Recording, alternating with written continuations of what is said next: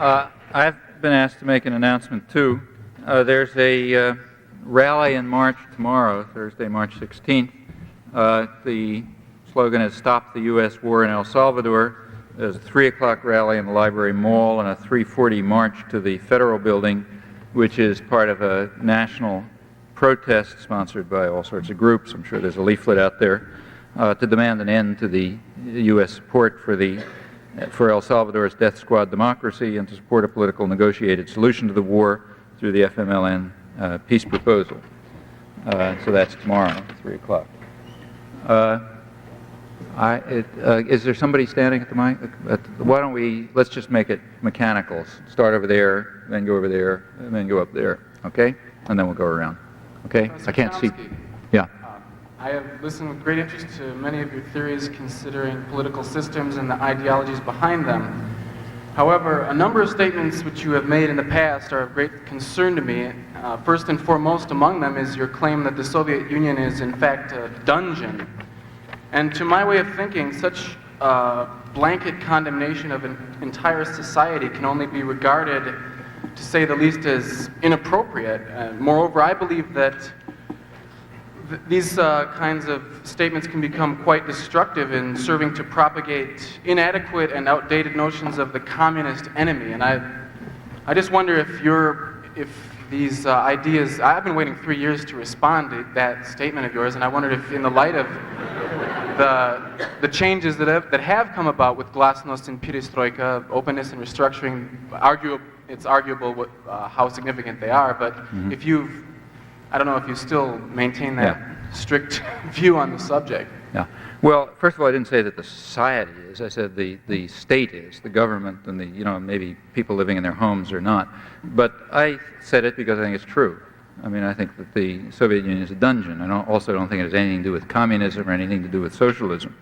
As to the changes, I think, one hopes that they'll work.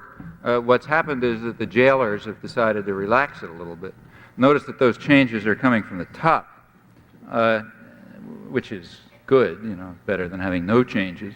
But in fact, Gorbachev has concentrated more power into his hands than the leadership had in the past, and he's using that power in something like the manner of Peter the Great to try to liberalize the society from above, which means to cut back the restrictions, to open it up a bit, and I think that's all to the good. I mean, I have a feeling that those changes they've already set forth lots of, they have, when you introduce changes like that, lots of things begin to happen.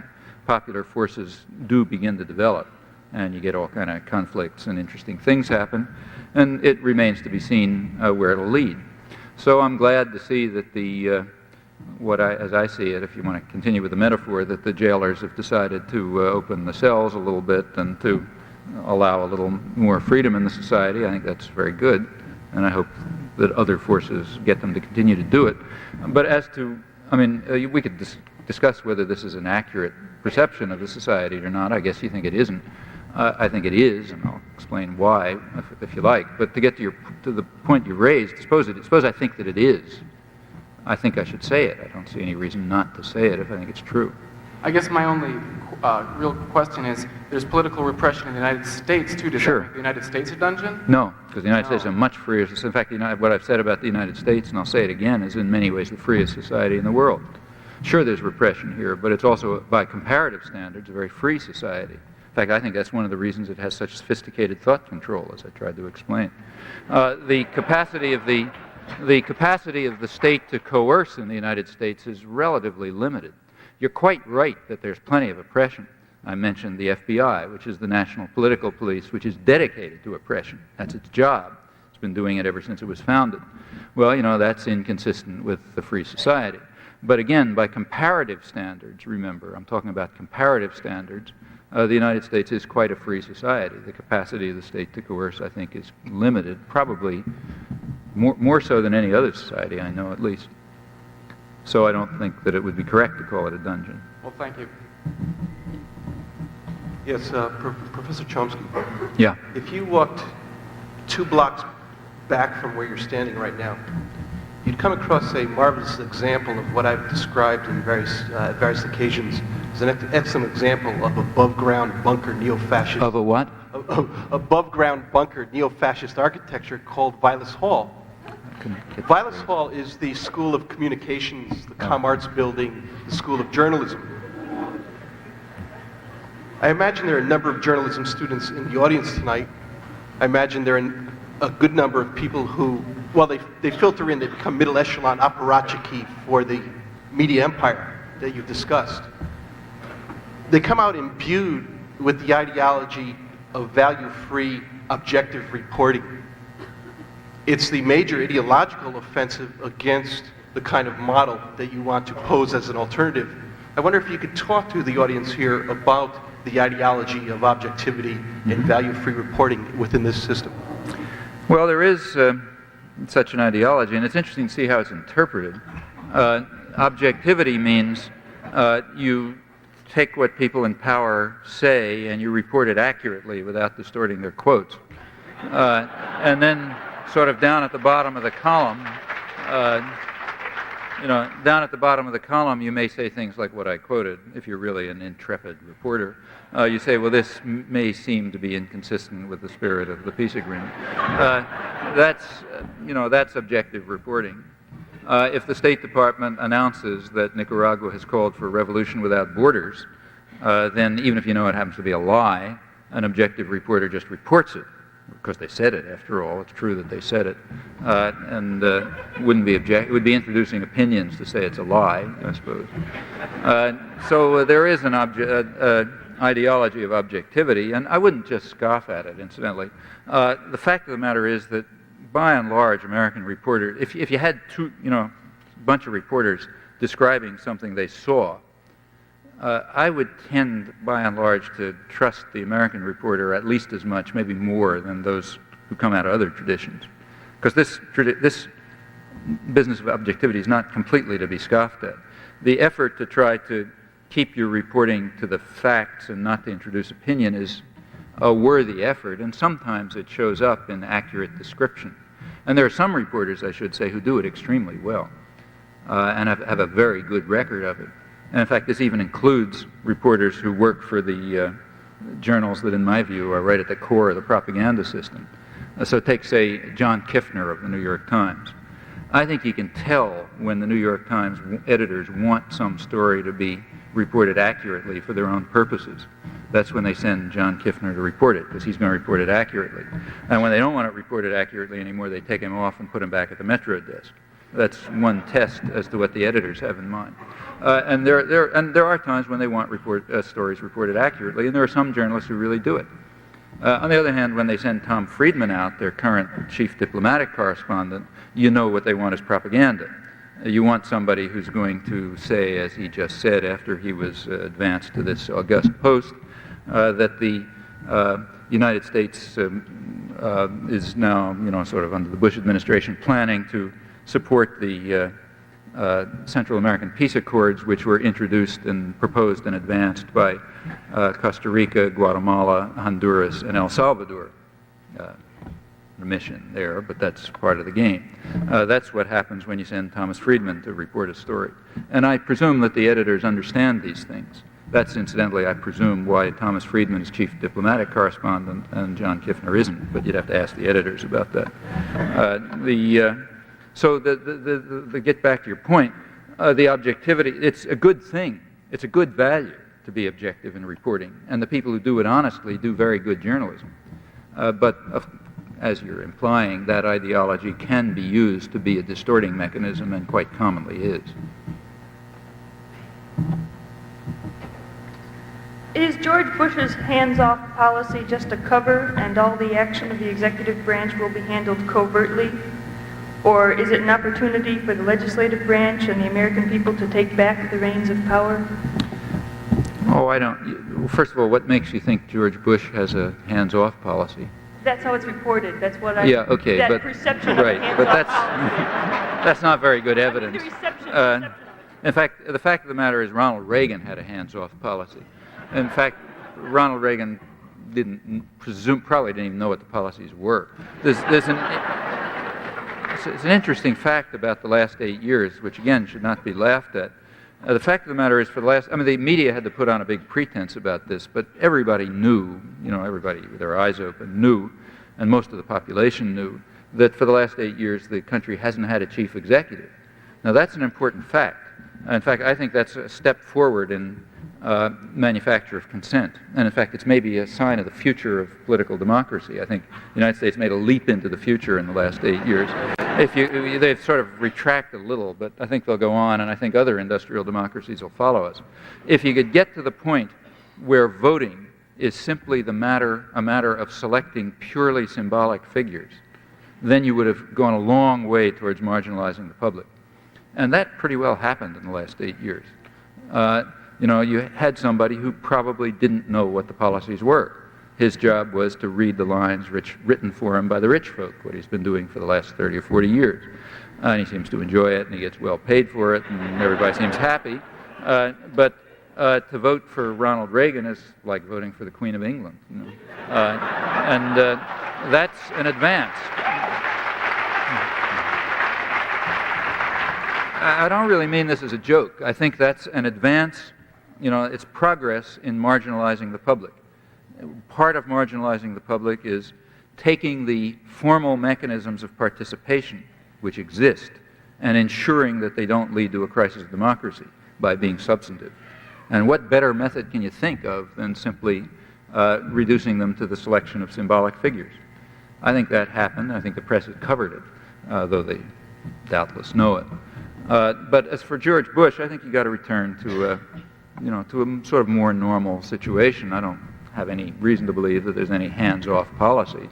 If there will be the same kind of resort to covered activities that there's been in the past. When does the government resort to covered activities?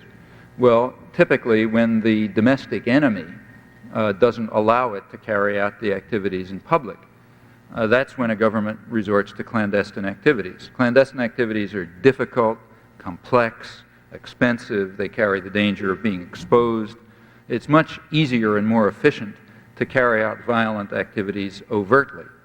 And a government, typically our government in particular, when it resorts to clandestine activities, it's usually because it's afraid of the public.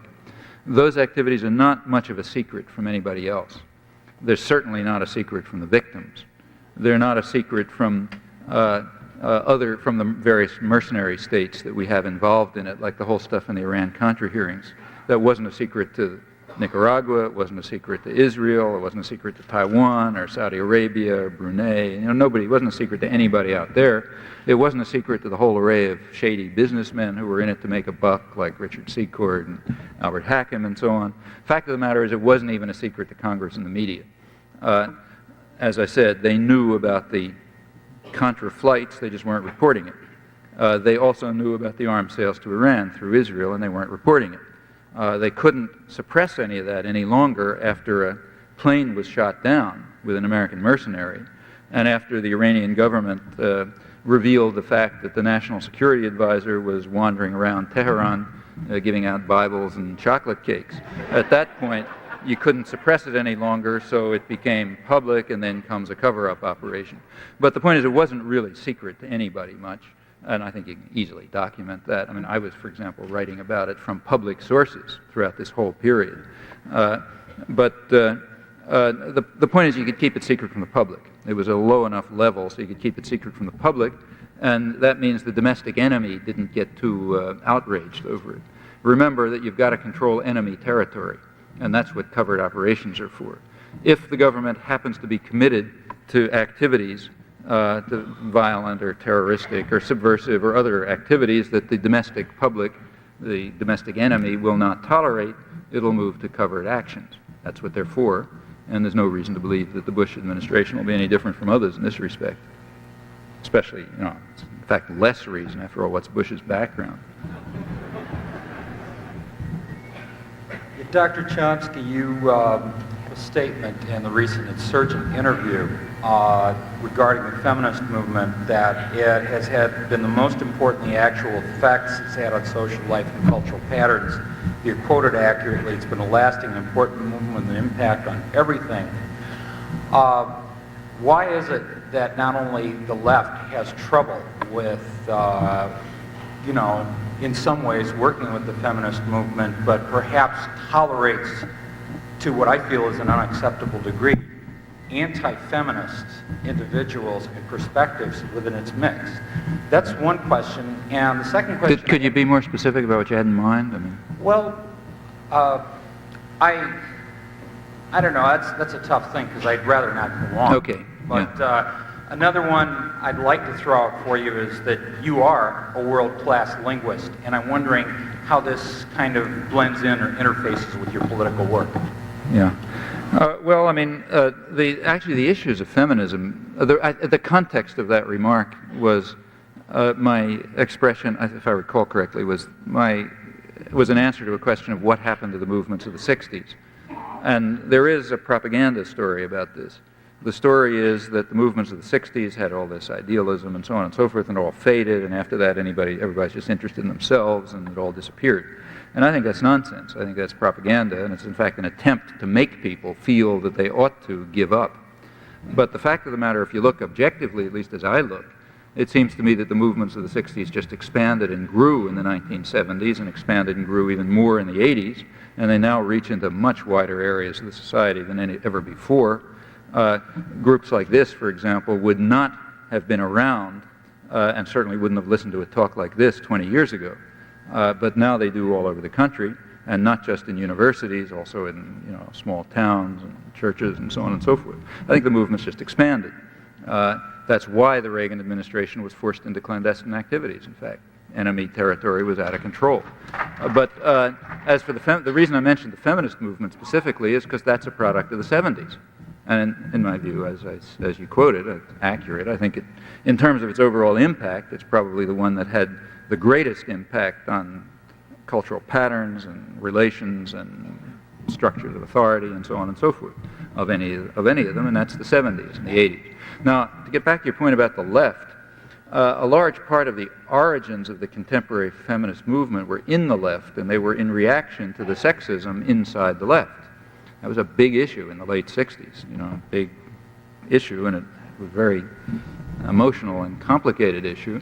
And that was one of the roots of the modern feminist movement. Of course, feminist movements go way back. And it could be that the left still tolerates sexism and sexist individuals. I'm sure it does. If to the extent that it does, that's just something to be overcome. Not just on the left, everywhere else as well. I don't see it anything special to do with the left. Hi, my name is Nancy, and I work with the International Socialist Organization. And I just want to start by saying I, like I'm sure many, many, many other people who are here tonight, are deeply indebted to your work. It's been absolutely essential in helping us cut through the kind of garbage that we're faced with every day when we try to figure out what's going on in the world. But I think there's also, if I can continue, I think there is also a problem in the analysis that I've seen in your works and that you presented tonight, in the sense that I think we can tend to lose the forest for the trees, that you present so many, astonishing details about what is wrong with the system and about what is wrong with the media, that we can tend to lose sight of what I think the really key question is, which is why is this control necessary in the first place? And I would submit at least that I think it's because there's I got a minute and a half, I swear to God it's no longer.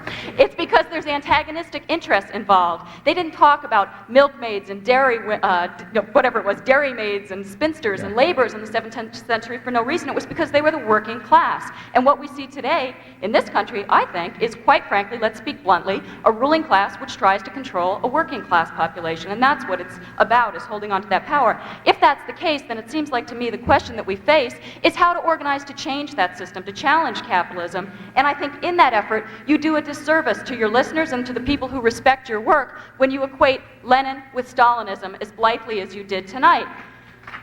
I say that, and I think it's also important to point out that that is an unquestioned assumption and also an easy applause getter we saw that you share with the mainstream media. And I think if it were actually that simple, the horrific kinds of measures that even bourgeois historians describe as a counter-revolution under Stalin would not have been necessary if they were all the same to begin with. Now, in short, to sum up, the situation that you have outlined tonight, I think, is extremely serious, and I think it's important that we all take it seriously. What we're talking about is literally the fate of millions of lives around the world, particularly in the international politics that you described.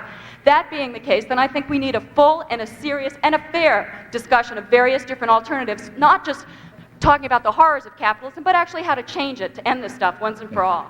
Well, I think you made it, yeah.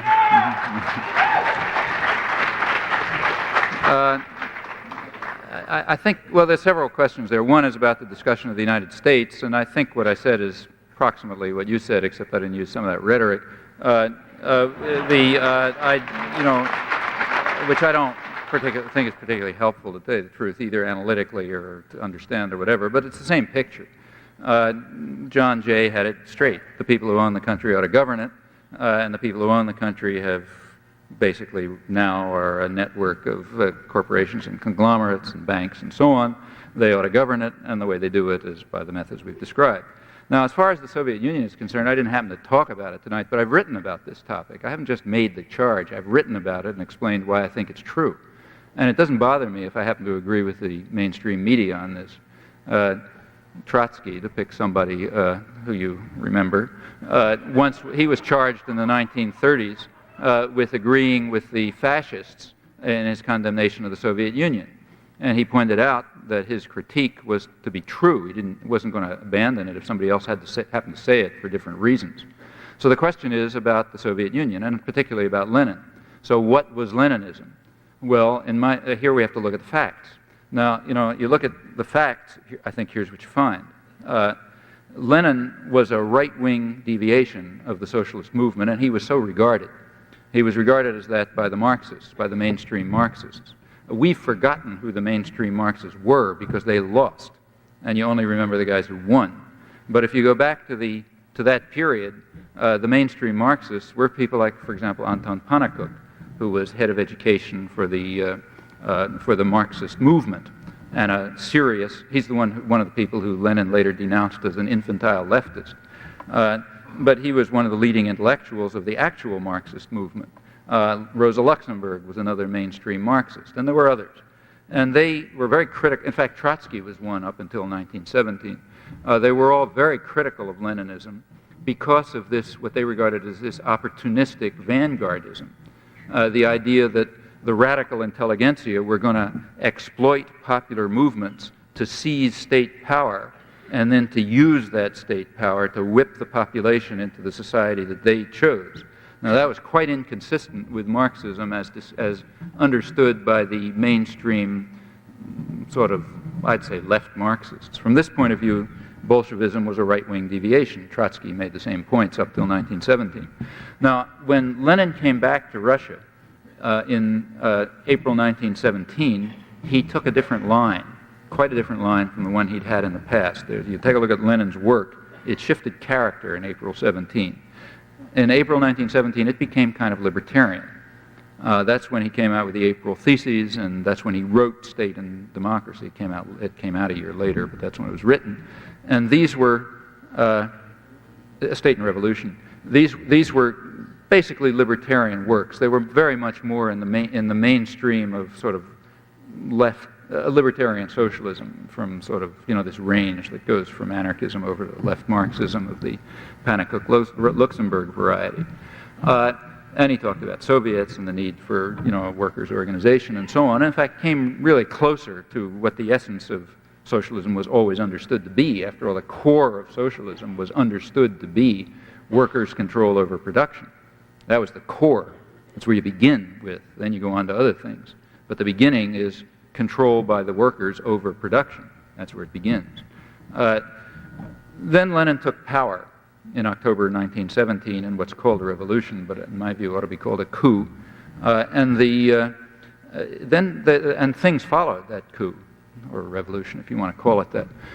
One of the things that followed it was the immediate moves to destroy the Soviets and the factory councils.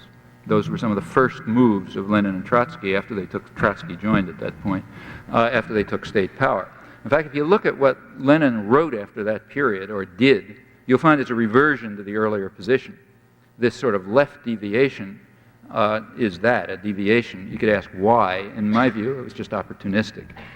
He knew that in order to gain power, he was going to have to go along with the popular currents that were developing, which were in fact spontaneous and libertarian and socialist, as most popular movements have been, in fact, since the 17th century. And being an astute politician, which he was, he sort of went along with that and talked the line that the people wanted to hear. It's just like when an American politician goes somewhere and his pollsters tell him, say so-and-so, and he says it, doesn't mean he believes it. And I think Lenin was doing the same thing without polls. In any event, whatever your interpretation is, when he took power, he reverted to the former vanguardism and moved at once to eliminate the organs of workers' control. Now that meant he was moving to destroy socialism, if socialism has as its core workers' control over production. The Soviets and the factory councils were instruments of workers' control. And same, you could say they're defective instruments, and they had to be worked out better and so on, yeah, no doubt. But they were the instruments that had been developed in the course of popular struggle to implement basically workers' control, and those were the first things to go. By early 1918, it's still really before the Civil War set in, Lenin's view was pretty clearly expressed. It was the view that both he and Trotsky took the position that what you need is what Trotsky called a labor army, which is submissive to the control of a single leader. He said modern progress and development and socialism requires that the mass of the population subordinate themselves to a single leader in a disciplined workforce. Well, that has absolutely nothing to do with socialism. In fact, it's the exact opposite of it, and was criticized for that by in a spirit of some solidarity, because the revolutionary forces were still operative.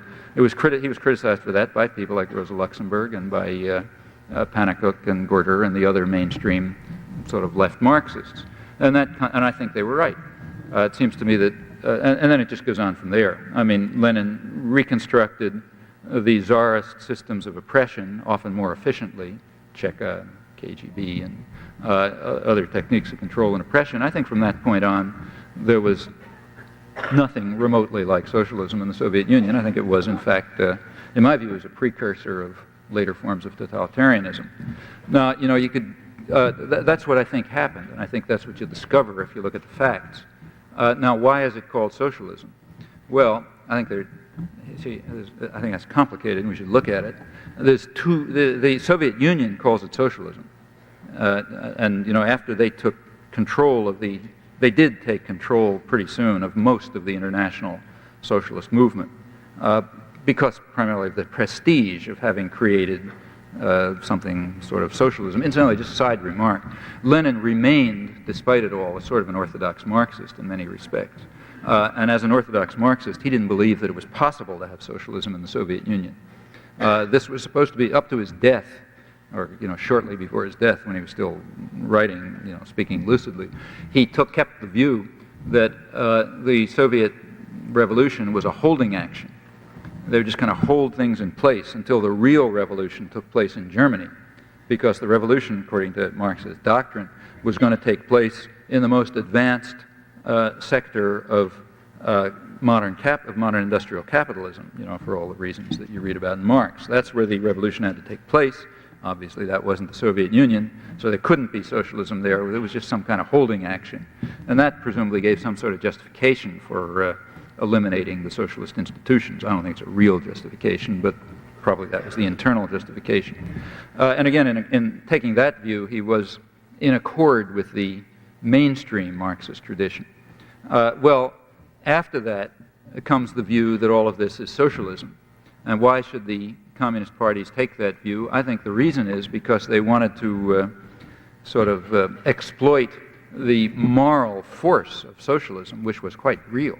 It's kind of hard to remember that today, but at that time it was very real. This was regarded as a progressive moral force, and by associating their own destruction of socialism with the aura of socialism, they hoped to gain credit in the working classes and other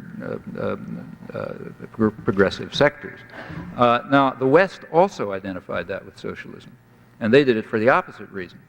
They wanted to associate socialism with the brutality of the Russian state that undermined socialism.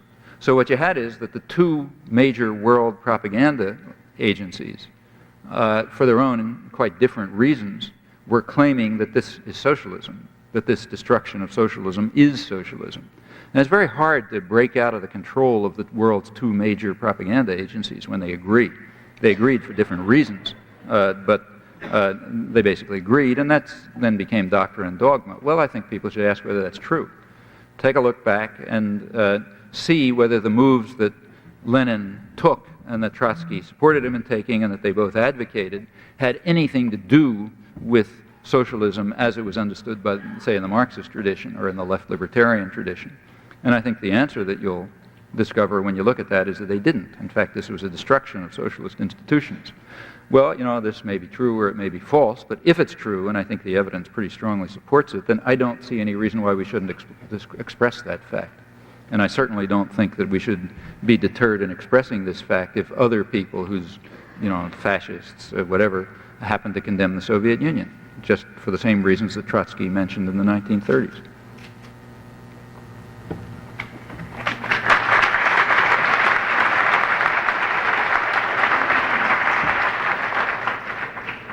Getting back to losing the forest for the trees, could we have part 2 of the book pulping story, please? Pardon? Part 2 of your book pulping story. You promised during question and answer it might come up. You said you had some further... Oh, the aftermath of that pulping incident. Yeah. Is that what you meant?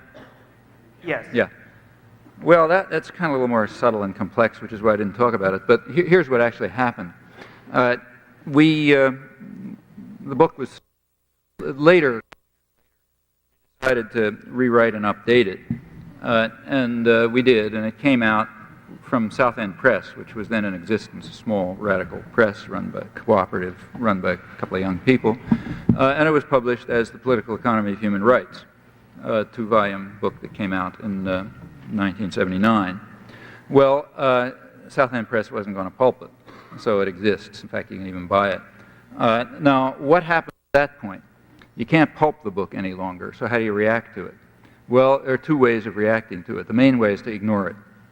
There were a lot of things in the book. You can read it and see what was there. But, for example, there was a discussion of U.S. foreign policy in the media.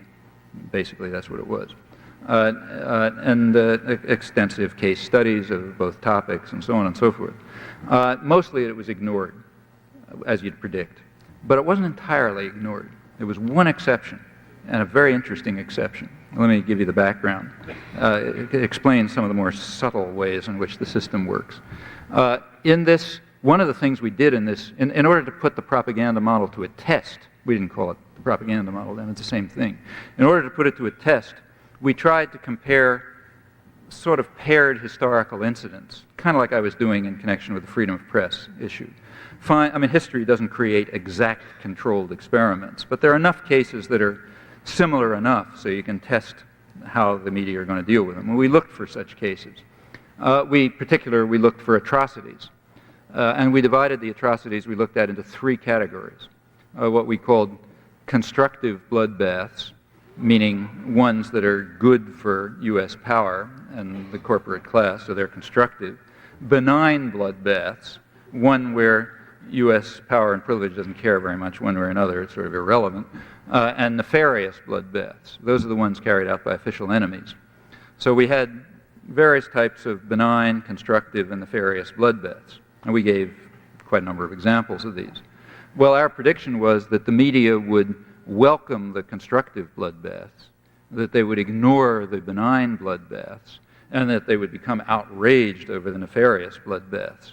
And in fact, in the case of the nefarious bloodbaths, they would invent all sorts of fantasies and so on and so forth to make them look even worse than they were. That was the prediction. And we gave a bunch of cases, and we showed that, I think, we tried to show, and I think did show, that the predictions were correct. Now, there's actually another prediction that comes out of that model, which we didn't make, but it's implicit if you think about it. And that has to do with the way that this exposure will be responded to. What you'd predict, if you think it through, is that our discussion of the constructive bloodbaths would be ignored, because to reveal the fact that the media welcomed huge bloodbaths, as they did, would not be very conducive to the interests of power or to the media.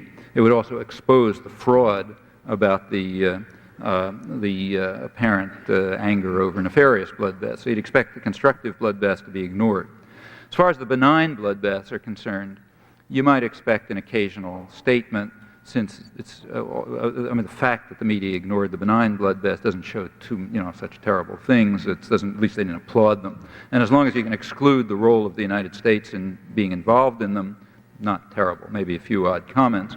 With regard to the nefarious bloodbaths, what you'd expect is fury and venom over the fact that the media, that the fabrications over bloodbaths of the enemy were exposed as a fraud. And that's important, and that can be used. It can be used, in fact, to defame the critics. See, if you show that people are lying about the crimes of official enemies, you can easily distort that into a defense of those crimes, right? Okay, now what happened? Well, let me take two cases, which were very close. Two cases that we discussed were the slaughter in Timor from 1975 to 1979, and the slaughter in Cambodia in the same years, 1975 to 79. We compared those two cases. The one in Timor we called a benign bloodbath. The United States didn't care much one way or the other. So hundreds of thousands of Timorese get killed. It's not very interesting. The case in Cambodia was, of course, a nefarious bloodbath. That was the bad guys doing it. And we gave a very detailed account of what evidence was available about these two. They're in the same area of the world, the same years, the same time frame. The evidence available was comparable. The slaughters were apparently comparable in scale. The one in Timor was considerably greater relative to the population, but probably roughly comparable in scale. The difference was that in Cambodia it was carried out by the enemy, Pol Pot, whereas in Timor it was carried out by a friend, Indonesia. And furthermore, it was carried out by Indonesia with American arms, which were provided by the Carter administration, which were expanded. The arms flow was expanded by the Carter administration as the atrocities increased. Well, how did the media deal with this? First, fact number one, we went through this in detail. The media dealt with the Timor bloodbaths by suppressing them. There was considerable coverage of Timor, believe it or not, in 1974 and 75. This was all in the context of the breakup of the Portuguese Empire. As Indonesia attacked Timor and the massacre started with U.S. support, coverage began to drop. When the massacre hit its peak in 1978, and it was really approaching genocide with increasing U.S. support, coverage dropped to zero, literally zero. That's the way they dealt with the Timor massacre. What about the Cambodia massacre? Well, within weeks after the Khmer Rouge took power, they were already being accused of genocide by the New York Times. About a year later, they were being accused of carrying out auto-genocide and of having murdered 2 million people. In fact, even of having boasted of having murdered 2 million people. That became the conventional line. There then came a huge outcry ranging from the Reader's Digest and TV Guide over to the New York Review of Books, and including just about everything in between. Vast outcry of outrage over the communist monsters who were carrying out this horrifying bloodbath and so on and so forth. Interestingly, in all of there was a tremendous amount of fabrication, just plain fabrication of evidence. For example, I'll just give you one example. Take this 2 million boast of 2 million killed. You know, that's what everybody's heard. You ask people, how many people had Pol Pot killed by, say, 1977? They'll say 2 million. Here's where it comes from. There was a book published by a French priest, François Panchaud is his name, who's from Cambodia. He wasn't there then, but he knew about Cambodia. He published a book in French. The book was, of course, not available in English. It was in French. It was reviewed by a French journalist named Jean Lacouture. It was reviewed in France. That review was immediately picked up and translated in the United States. It appeared in the New York Review of Books. That's the fastest translation of a review of a French book that's ever appeared. In the review, Lacouture said this. He said, according to Panchaud, the Khmer Rouge boast of having murdered 2 million people, auto-genocide, horrifying, and so on. He gave a whole bunch of quotes from the book about the horrifying things the Khmer Rouge said, and so on and so forth. That was immediately picked up by the rest of the media. It was all over the place, you know, newspaper articles, oh my God, look what they're doing, and so on and so forth. Well, I was curious at the time, because that didn't, you know, I hadn't seen the evidence about that, and I just wanted to know what was going on. So I the book was unavailable, so I wrote to friends in France and asked them to send it to me. And I got the book. And I probably was the only person in the United States who had read it, although it was being quoted all over the place on the basis of this review. And I quickly discovered that the whole review was a total fraud. Whatever was going on in Cambodia, that's not what the book said. The book didn't say anything about a boast of 2 million people. The quotes that were given in the review either didn't appear in the book, or maybe you could sort of figure out what they were from, with some wording a little bit like them, but they were grossly distorted. And some of them weren't even quotes from the Khmer Rouge. They were quotes from Thai and so on. But and in fact, every factual statement in the review was just totally false. Here's the way the 2 million figure came. Panchaud in the book says that about 800,000 people were killed in the American War, 70 to 75. Meaning primarily by American bombing in the war that the United States ran from 70 to 75. That's 800,000 people. He then said that according to the American embassy in Bangkok, 1.2 million had died, not been killed, since the war was over. Well, Lacouture, during the review, just added those two numbers together, called them the Khmer Rouge killings, and then added the boast for good effect. Well, that's where that figure comes from. Anyhow, after I read the book, I wrote a letter to Lacouture, who I know, and I told him, look, I don't know what the facts are about Cambodia, but the relation between your review and the book is zilch, and I think you ought to correct it because your review is being quoted all over the place. Well, he actually published corrections in the New York Review. I said, yeah, he made a couple of mistakes. He said, well, maybe the number killed wasn't 2 million, maybe it was just in the thousands, he said. A slight difference, a factor of 1,000 difference. But he said, it really doesn't matter, it's terrible anyway, and so on. Well, after his corrections appeared, they were dismissed, and people kept repeating the 2 million figure that he invented, almost half of which was attributed to the American War, notice. Well, that's one example, but it's just typical. If you read our chapter on this, you'll see a level of fabrication which, is mind-boggling. I mean, it's just mind-boggling. Now, this had nothing to do with the fact, of course, there was a massacre. In fact, as we pointed out, the massacre was probably comparable to the massacre in Cambodia, in Timor, which is a huge massacre. We also pointed out that of all the evidence available, there was one part that was being suppressed systematically by the American press, interestingly. That part was the information given by State Department intelligence. Now, the State Department Cambodia watchers, State Department intelligence, they were the only people with any evidence about what was going on in Cambodia. And they apparently had pretty good intelligence. They claimed to be able to even pick up radio transmissions and all sorts of stuff. And they were giving a totally different story. They said that what was going on, that there was, big slaughter, but they said it was in the tens or hundreds of thousands, and it was not mass genocide, but it was rather mostly harsh conditions and, brutality and so on. That was the position of the only people who knew anything. And that was systematically excluded. It was just the wrong picture. It wasn't bloody enough for the purposes. Well, we went through all of this stuff, the suppression of the Timor massacre, the vast amount of lying about the Cambodia massacres, and we gave that as an example of treatment of paired massacres, where they were both treated. Now, here's the one place where the book was not ignored. What we said about constructive bloodbaths, totally ignored. What we said about Timor, almost totally ignored. To the extent that it was mentioned, the U.S. role was excluded. What we said about Cambodia, however, that elicited a huge new outrage over the fact that we were defending Pol Pot. Well, we were defending Pol Pot by saying that he was carrying out a slaughter comparable to the major slaughter that the United States was backing in Indonesia, and pointing out that, in fact, that was the picture given by American intelligence, the only people who knew anything about it, and then talking about the way this was distorted in the interests of the propaganda system. But that didn't matter. What we were doing was challenging the right to lie in the service of the state, and that's a very important right to maintain. So therefore, the standard view is, and you can read this all over the place now, is that we, or usually it's me for some reason, I don't know why they decide it's me, but we were defending Pol Pot and, sort of apologists for Pol Pot. You take a look back and you'll see that we described it as a major massacre. We said a lot is uncertain, and then just described the facts as they were and compared them with the media fabrications. And you're not allowed to do that. You're not allowed to expose media fabrications, and the reason why that was discussed, the one part of the book, virtually nothing about Timor ever is discussed. The reason why that one part is discussed is because that can be used by further lies to defame and undermine critics. So therefore that's done. Well, that's the more subtle way in which the propaganda system works. I should say, incidentally, that some of this stuff is really kind of amusing. Those of you who read this stuff will have seen it.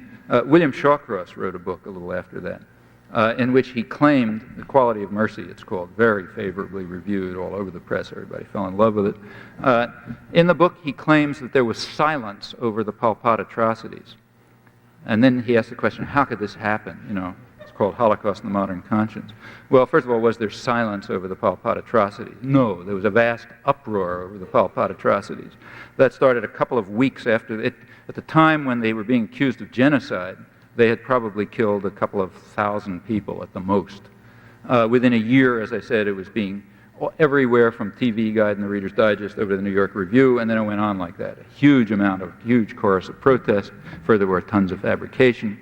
But it's flattering to say, it's useful, it's serviceable to say there was silence. Why is it serviceable? Because if you can claim that there was silence, then you can raise the profound question of why the West was silent over this massacre, and that means from now on we must be even more diligent in exposing the crimes of official enemies to overcome the fact that we were silent this time. So immediately Shawcross is quoted all over the place, and every newspaper is saying, oh my God, we were silent, how could we have been silent, and so on. Then Shawcross goes on to explain the silence. You take a look at his book, he explains the silence. First, this was in the Washington Post, then in his book. He says the reason for the silence, the primary reason for the silence, is the skepticism of the left, primarily me.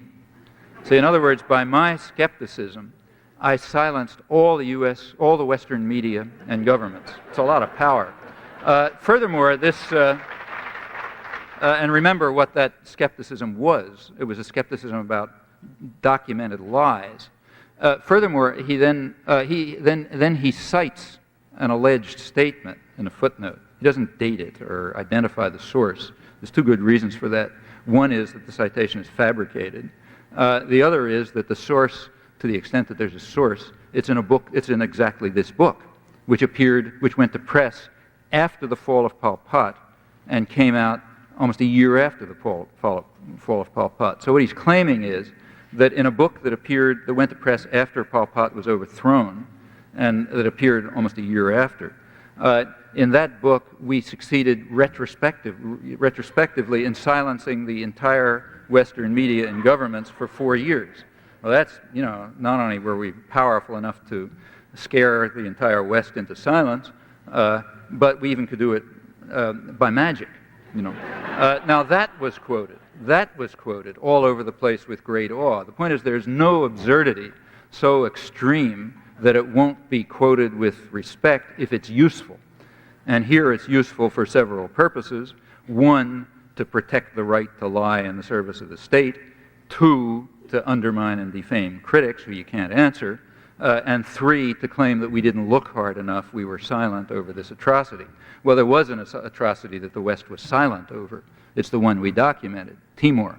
And they were silent over it because the West was doing it, and therefore you're silent over it. That's the real question of Holocaust in the modern conscience, but nobody will discuss that one. Well, these are all examples of more subtle ways of controlling thought, more subtle and complex. That's the aftermath I had in mind. It's a very interesting story. We review it in Manufacturing Consent. Who's next? I lost track. Over here. Excuse me, if I can interrupt just momentarily here. What would you say, one or two more questions? Okay. Why don't we make one more round if there's still people there? 3 more questions. I would like to mention, however, as you can imagine, a lot of people have handed us, each of us, announcements. I'm just going to make a sort of a blanket statement. The point is that there's an enormous amount of community activism taking place in Madison. Various groups have a lot of activities going on during this week and beyond. Ongoing work, for instance, just as an example, the Sister State Project has a book out called Friends Indeed. Noam Chomsky wrote that sister city projects are one of the many ways in which U.S. citizens have opposed a policy of violence and destruction and have acted constructively for peace, justice, and a better life for the people of Central America. About this book, Friends Indeed, which is available, incidentally, at the 2 bookstores in the lobby. I do urge everybody here tonight to check out the people who've set up displays out in the lobby and to check out the kind of community action that's taking place in Madison. It is, in fact, contrary to a lot of moaning about the apathy of the student population and the community at large, a very active solidarity community here in Madison. So 3 more questions and then we'll wrap up. I think we're up to there. Where are we? Right here. There? Okay, there, and there, and we'll... Hi, Go I'm ahead. Liz Chilson, and I'm the Executive Director of the Wisconsin Coordinating Council on Nicaragua. I think that most people here probably know that Wisconsin and Nicaragua have been sister states for 25 years, and the Wisconsin Coordinating Council on Nicaragua has led in transforming what was originally a symbolic relationship to a vital tool for peace. And we've just published the book, as Will just mentioned, called Friends Indeed, the story of U.S.-Nicaragua sister cities, which is about the over 100 U.S.-Nicaragua sister cities that have formed since the revolution. One of my question has to do with that movement and some of your insights on it, because I think that recently the popular opposition to the war in Nicaragua has fallen out of the major news media. It's been identified, I think, as a non-issue. And that kind of effect of the media has a very fragmenting effect on movements for social change. And I wonder, I think that sister cities is one way that we can begin to institutionalize. Yeah, I think you're quite right. The coverage of Nicaragua altogether has dropped very significantly. And I assume that that's as usual on command. The New York Times, in fact, removed its bureau chief, Stephen Kinzer. And if you look at coverage, it's in fact dropped very fast. Well, I think that's connected with U.S. policy. There is a shift in policy after the Reagan period. And here you have to look back a little bit. As far back as 1980, there has been a debate over Nicaragua, like over Vietnam. The debate is how you strangle and destroy Nicaragua. Now, the Hawks say you do it by terror and violence. The Doves say you do it by what are now called kinder, gentler methods. You do it by economic strangulation, by maintaining a low-level terrorist force, by mobilizing on the border so they can't demobilize and turn resources to reconstruction from the destruction and so on. That's the other way. And by 1986, about 80% of those who are identified as leaders in the polls, that means elites, basically, managers, executives, political figures, those guys. About 80% of them were opposed to the Contras. They thought that the terror option pursued by the Reagan administration was just stupid. Stupid for a number of reasons. One is it was stirring up protest at home. Overt violence does have a way of stirring up protest among these unwashed masses who don't like, murdering children and, raping women and cutting people's heads off and so on. There's all these unreconstructed people, and they get annoyed by that kind of stuff. So you stir up disruption at home when you direct your terrorist army to attack defenseless targets, soft targets as they were called, as the U.S. terrorists were doing at that time, openly, in fact, it wasn't a secret. So that stirs up too much protest, so it's dumb. Also, it makes the United States look bad internationally. I mean, the United States is an overt violation of the World Court decision, and, it doesn't look good in our international relations and so on. And finally, it's kind of useless. I mean, there are much better ways to strangle and destroy a tiny country, which for all kinds of obvious historical reasons is totally dependent on its relations with the United States for survival. You can just do it in smarter, quieter ways. Now, that was the major, that was the dominant position among elites already by 1986. Now, the Reagan administration is not off the spectrum of American opinion, but it's at an extreme. It's in an extreme position on the spectrum. It's extreme. I mean, the people around Reagan were people who were deeply committed to violence for its own sake. I mean, it's as if you kind of like torture in itself rather than using it as an end for some, as a tool for some other purpose. Well, that's kind of counterproductive. And rational people don't do that. You use torture when you need it, but it's not an end in itself. There's no gain in itself to torture, inflicting pain and terror and so on. And their conclusion, sort of a rational conclusion, was it's just not useful. It's bad. It's stirring up protest and so on and so forth. So the more rational thing to do is the policy that the Bush administration is now turning to, I think. That policy is, here's what it looks like to me, maintain the economic strangulation, which incidentally is also unlawful. I mean, we talk about or we should talk about the World Court having condemned the Contra attack. It also condemned the economic warfare as illegal violation of treaties. Again, this is never reported, but that was the World Court decision. The violation of treaties involved, the embargo is unlawful. It's also a criminal act, and the World Court demanded it be terminated. But the point is, you can assume that nobody's going to talk about that. So you continue the strangulation, keep the Contras, it's interesting that the United States was, with all the huge amount of resources that were poured into maintaining a mercenary force inside Nicaragua, they were unable to do it. That's a pretty remarkable fact. There's no guerrilla movement in history that had a fraction of the support that the Contras had. It's just unimaginable. I mean, they were getting 3 supply flights a day just to keep them going. They were armed at a level, they were better armed than the Sandinista army. They were better armed than units of the American army, in fact. That's actually true.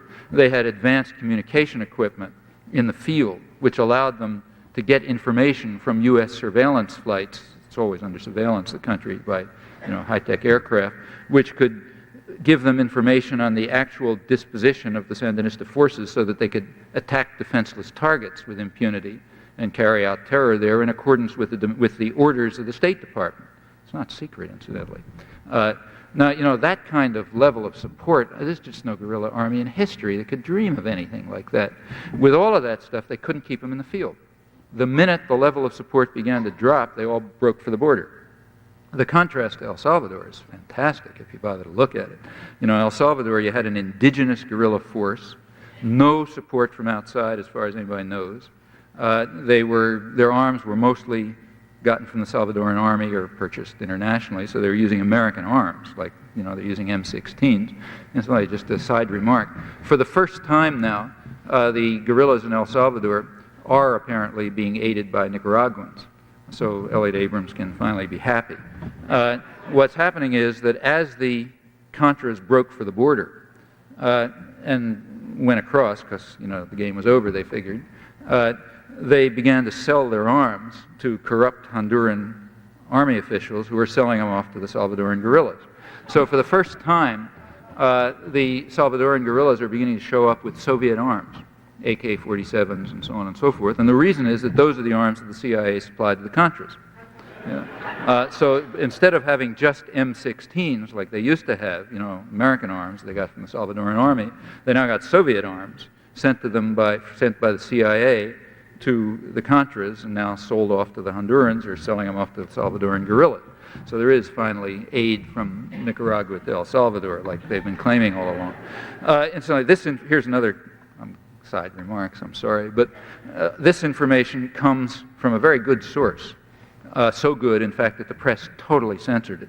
This information comes from the head of counterintelligence, who defected in Honduras, went to Mexico, was widely interviewed in the Mexican press. His name is Horacio Arce. Like most of the Contras, he has a nom de guerre, pseudonym. His pseudonym was Mercenario. They don't kid around when they're, for the American press, they know who they are. He was the chief of counterintelligence. He was the guy who became chief of intelligence in 1985, replacing a man named Ricardo Lau, who was beginning to be an embarrassment because it was beginning to be pretty obvious that he was involved in terrorist activities throughout Central America, including probably the murder of Archbishop Romero, who was identified by the chief of Salvadoran intelligence and defected as having been involved in that. This guy was getting to be an embarrassment, so he disappeared and he was probably killed. And they needed a new chief of intelligence, and this guy came in. Well, he's been chief of intelligence since 1985. He defected last November. It's the most important defector yet, far more important than the defectors who get huge publicity when they come from Nicaragua with all kind of fabricated stories. This guy was ignored. He had totally the wrong stories. He was telling about how they were advised. They were directed. He told, for example, about how he was trained illegally in Elgin Air Force Base, some Florida or some place like that, where he was flown in illegally, of course, trained in the United States. by, Green Berets and the 82nd Airborne and so on and so forth.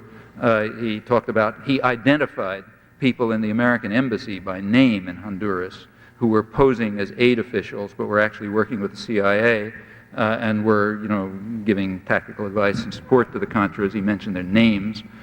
He described the way the Honduran army, the Honduran military, is directly involved in Contra military activities in Nicaragua, both by intelligence and participation and so on. He went through he described how their task was to attack defenseless targets for the purpose of ensuring that Nicaragua cannot carry out social reform. He describes this, and all sorts of stuff, which is just useless. And he also describes what I just said, how the Contras, now that they've broken for the borders, are selling their arms to the Salvadoran guerrillas. Well, all of this stuff is news, and in fact important news, in fact and from a very good source, so important that as far as I know there's no word about it in the American press. You might look and check and see. That was kind of a digression. So the coming back, the Salvadoran guerrillas have had no support from outside as far as anybody knows. They're indigenous to the country. They're facing a military force which on paper at least is the most powerful in the region, much more powerful on paper than the army of Nicaragua, and they're somehow ineradicable. In contrast, the Contras, who involve all sorts of mercenaries, including Nicaraguans, Hondurans, who are bribed. Honduran peasants are bribed with big bribes by their standards, like $500, that's a couple of years' income, to join. All sorts of things, huge amount of support, tremendously high level of military equipment and so on. They just can't keep them in the country. I mean, I think you could keep a guerrilla force in the United States with that kind of support. I'm not kidding. I think you could probably maintain a guerrilla force in the mountains of Kentucky with the kind of force with the support that was given to the Contras. They couldn't keep them there. There's a lesson in all of this. There's an obvious lesson in this comparison, so obvious that nobody in the press is ever going to draw it because it's the wrong lesson. You can figure it out, so I won't draw it. Well, all right, so what is back to the Bush administration plans? I assume that they can maintain a low-level terrorist force inside Nicaragua. It's inconceivable that they can't do that. So probably they'll keep, that's why I think, it's one of the reasons I think those reports about the illegal Contra flights from El Salvador are probably accurate, apart from the fact that the sources were accurate in the past. Presumably the Bush administration will keep some low level of support for mercenaries and terrorists inside Nicaragua. They assume that the level will be so low that the cooperative press will be silent about it, as they've been so far. And that's important because that means Nicaragua can't demobilize. And it's important to keep them mobilized. For one thing, because when you're mobilized, the society is repressive, just like the United States during World War II, which was virtually totalitarian. And if they're repressive, you can use that for propaganda. So you can get, the Neiman fellows to cry about repression and so on in the manner that I described. So you want to do that. You want to keep them repressive. You want to keep them mobilized. You want to make sure that they can't divert their extremely limited resources to reconstruction from this fantastic damage. Second thing the United States will try to do, if Congress and the press goes along, they will do, is maintain a Contra force on the Honduran border. That's what all this humanitarian aid nonsense is about. You want to maintain the force on the border in violation of everything, as I pointed out. And the reason, again, is you maintain a threat. As long as you maintain a military threat, you can ensure that the government won't demobilize. Okay? And that's important because we want them to suffer. But of course, that's less at a lower level than terror. The idea is precisely, here, get back to your point. Also, you continue the economic warfare and the pressure on international lending institutions. You intimidate the allies so they won't give them aid and so on. All of this was abetted, incidentally, by the hurricane. The hurricane was a devastating blow, close to $1 billion in damage. The United States, of course, doesn't give them a penny. In fact, they love it. They're gloating over it. The allies, the U.S. allies, are giving them a pittance, like Canada and West Europe, are giving them virtually nothing. Partly because they're intimidated by Big Brother, and partly because they're a lot more colonized than they like to believe. They like to believe they're all independent and free thinkers and so on. Mostly the European intellectuals believe every bit of nonsense they read from the American press. The amount of cultural colonization is very high, though they're not aware of it. So they're all upset about Sandinista repression, although the repression in El Salvador and Guatemala, which is 1,000 times worse, that doesn't bother them at all. so they keep giving them aid. So there's that. And this combination of operations, it is assumed, will prevent Nicaragua from recovering. And after all, that's the point. The point is to prevent what Thomas Borges had it right on the nose. You got to prevent them from constructing a society that works, because if they do, others are going to emulate it. And pretty soon, U.S. domination of the region is going to erode. And besides, that kind of rot can spread to other places where people have similar problems and decide to use their resources for their own ends and so on. You get real trouble. So you got to prevent it from working. And the United States certainly has the means to do that, short of the Reaganite absurdity of just inflicting pain and terror for its own sake. Well, that's the kinder, gentler methods. And one part of that has got to be to cut back the coverage. Part of that is the role of the media. Stop reporting it so people forget about it and don't notice it and so on. And the idea is the effect will be you'll quiet the domestic dissent. You'll return the public to apathy and obedience by not reporting this stuff anymore. So I think your point is precisely accurate. The role of the media in this system is precisely to keep quiet about what's going on. And I expect we will find less coverage. I mean, you'll find coverage when you can find something you'll call Sandinista oppression. Or when if there's mass starvation, as there may well be because of the hurricane, that'll be covered. And it'll be attributed to Sandinista incompetence, or mismanagement or something. So that kind of thing will be covered. Or here's another thing that will be covered. The next big move, it's already been announced, is for the Contras to demand that they've asked for $10 million to establish an independent television station in Nicaragua. Well, if Nicaragua allows what's called an independent television station, that means it's telling the United States, you take over our television. There is no way in the world in which a small country can compete with the United States in television. I mean, that's just out of the question. If Nicaragua continues to do what most countries do and have state television, then of course they can be denounced as totalitarians. Notice we don't denounce Israel as being totalitarian because it has only state television, but that's the usual dichotomy.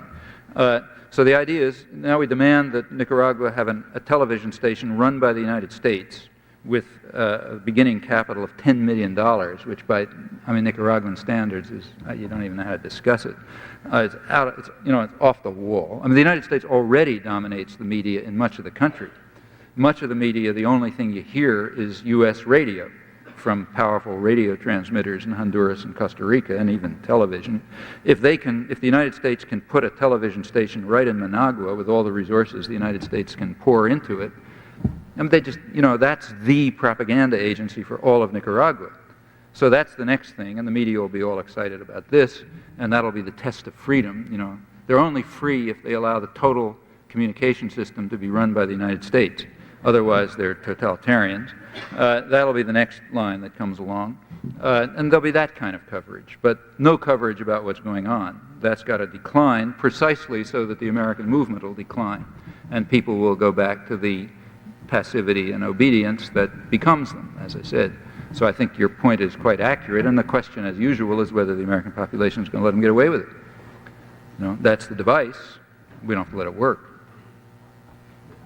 Excuse me, I'm sorry, I'm going to have to play the heavy. Oh, excuse me, could I just have one more question? Certainly, one more, but Yeah. we have a time constraint on the theater that we have to abide by. Okay, I'll and try I not to apologize go on. for that, but we're not going to have the third question in the round. Sorry, I talked too long.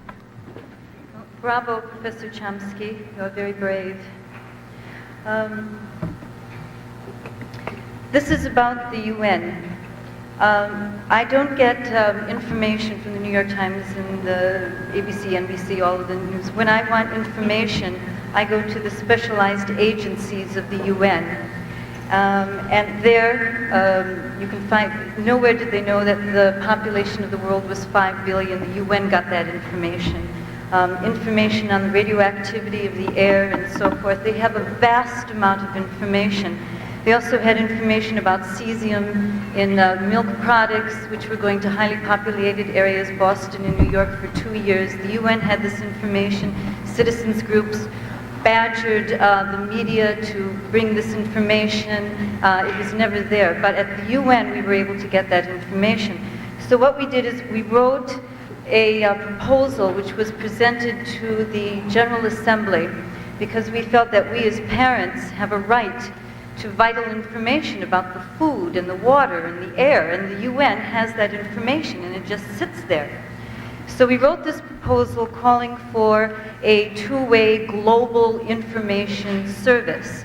We presented it to the General Assembly very well in '87 at the International Conference on the Relationship Between Disarmament and Development. It was a very important conference. It received very good support. The year later, we tried to present the proposal again. This time we had gained the support of the Swedish government, the Australian government, and Costa Rica. There was violent opposition to the proposal, to the point where 2 ambassadors were told that they would be terminated if they in any way supported any proposal asking for a global information service. Now in September, the UN is meeting again, and we're going to try to push the proposal. We were shocked by the opposition that this proposal got, because after all, it's a very modest proposal. We're just asking for vital information. And we tried to get, anyway, it was terrible, the opposition. So we're going to present the proposal again in September. Do you have any ideas on strategy? Was that a question or a statement? Well, it wasn't a question, so I don't have to answer. But let me just say, in response to the non-question, that I actually have a book coming out. I like these phrases like manufacture of consent and necessary illusions and so on. They're too good to let drop. So I have another book coming out called Necessary Illusions, thanks to Reinhold Niebuhr. And in it, one of the things, it's more of this kind of stuff. One of the things I discuss is the coverage of the UN. And it's extremely interesting. It's not that the UN is never covered. Whenever the UN passes a resolution denouncing the Russians for the invasion of Afghanistan, big story, you know. If the UN condemns the United States for a violation of international law, there's no story, you know. The coverage is extremely interesting when you look closely. Actually, for those of you who were there this afternoon, I mentioned one example, the terrorism thing, which is very important. But let me take one case which is illustrative of the kind of thing you're talking about. At that same UN session in 1987, there was a big series of disarmament resolutions. And they were very interesting because they came out right at the time that Ronald Reagan was being hailed in the front pages as a peacemaker. That was the summit in Washington. December 1987, summit in Washington, Reagan the peacemaker, you know, very excited and so on. Well, right at that time, the UN passed a series of disarmament resolutions.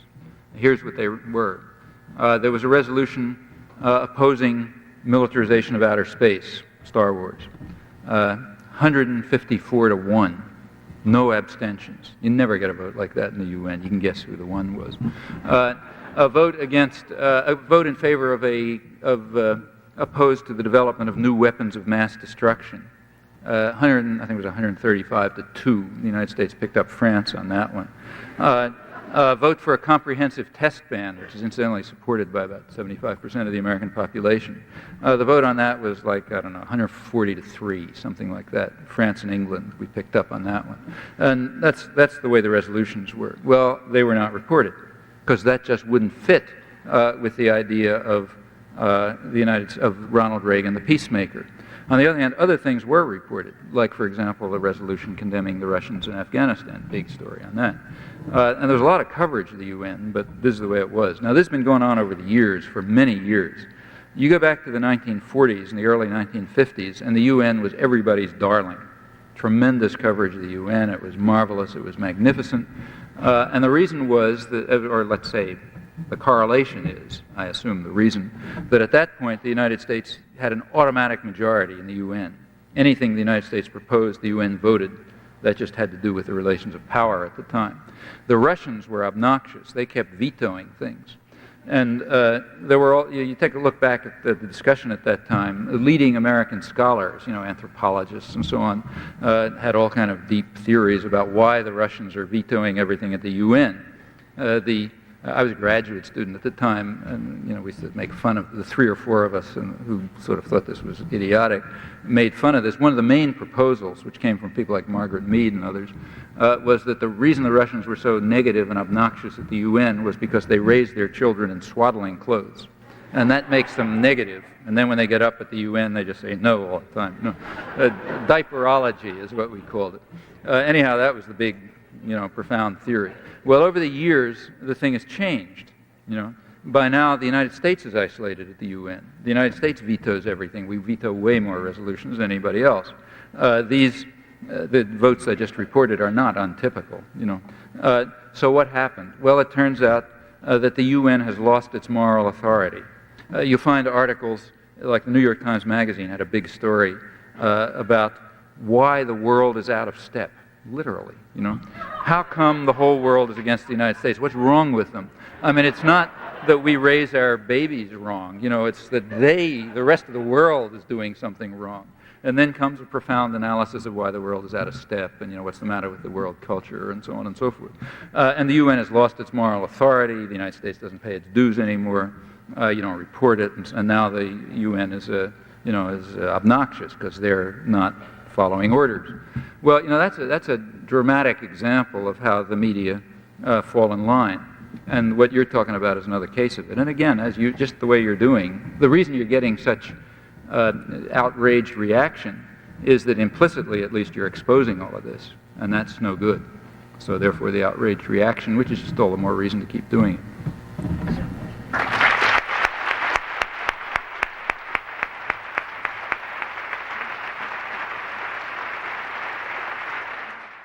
You've been listening to Part 2, the question and answer session of Noam Chomsky's lecture, Manufacturing Consent, The Political Economy of the Mass Media, presented at the Wisconsin Union Theater on the Madison campus of the University of Wisconsin on the evening of March 15, 1989. This lecture was sponsored by the Wisconsin Union Directorate's Distinguished Lecture Series for the academic year of 1988 through 1989. To find out more about Noam Chomsky and his work, please visit the Chomsky Archive website at chomsky.info. Part 1 of this presentation, the full lecture, is available at the PDX Justice Media Productions website at pdxjustice.org and at the PDX Justice channels on the YouTube and Vimeo video hosting websites. This program was produced by PDX Justice Media Productions of Portland, Oregon. To find out more about our work and to access our growing library of free on-demand streaming video and audio programs, please visit our website at pdxjustice.org. And write to us with your questions and comments at pdxjustice@riseup.net. We'd love to hear from you. Thanks for tuning in, and thanks for supporting listener-sponsored radio, public access cable television, net neutrality, independent bookstores, and all forms of grassroots, democratic community media.